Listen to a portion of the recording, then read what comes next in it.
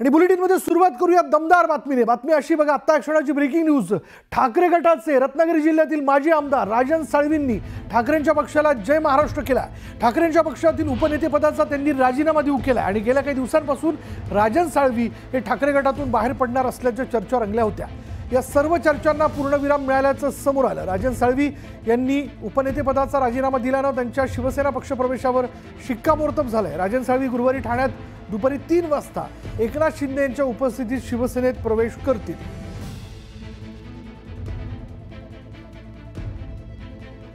अशी चर्चा आहे। जे लोक येतील त्यांचं स्वागतच आहे, कारण गेल्या 2.5 वर्षामध्ये बाळासाहेबांच्या, आनंदीगे साहेबांच्या विचारांच्या शिवसेनेमध्ये आमदार, खासदार, नगरसेवक, जिल्हा परिषद अनेक नेते शिवसेनेमध्ये दाखल झाले, शिवसेनेमध्ये सामील झाले। त्यांना बाळासाहेबांच्या विचारांची शिवसेना पुढे न्यायची आहे, वाढवायची आहे आणि म्हणून बाळासाहेबांच्या विचाराने आम्ही सरकार स्थापन केलं। 2.5 वर्ष जे काम केलं ते लोकांना माहित आहे आणि म्हणून जो विश्वास लोक दाखवतायत कामावर, हे काम करणारं सरकार आहे, घरी बसणारं सरकार नाही। हे रिझल्ट देणारं सरकार आहे, फील्ड मध्ये उतरून 24/7 काम करणार आहे। आणि म्हणून माझ्या मुख्यमंत्री काळामध्ये एवढे निर्णय आम्ही घेतले, एवढे प्रकल्प केले, लोकाभिमुख कल्याणकारी योजना, म्हणजे लाडकी बहीण, लाडका भाऊ, लाडका शेतकरी, लाडका ज्येष्ठ। आणि शिंदे साहेबांचं जे नेतृत्व आहे, शिवसैनिकाच्या मागे खंबीरपणे उभं राहणारं नेतृत्व आहे। जरी पराभव झाला तरी सुद्धा त्यांना ते सोडून देणार नाहीत, तर त्यांच्या पाठीमागे ठाम उभे राहणार।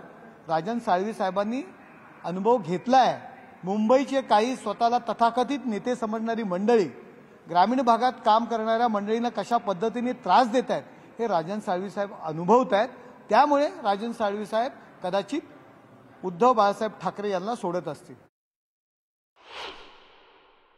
आहे की राजन साळवी हे गेले अनेक दिवस वेगवेगळ्या पक्ष नेतृत्वांच्या संपर्कात होते आणि म्हणून आमचे एक जुने सहकारी म्हणून मी स्वतः त्यांच्या संपर्कात होतो, तेही माझ्याशी सातत्याने बोलत होते। बर, त्यांनी अशा वेळेला असा कोणताही विचार करू नये असा मी स्वतः पर्सनली प्रयत्न केला, कारण अनेक वर्षांचा जुना सहकारी आमचा तो आहे।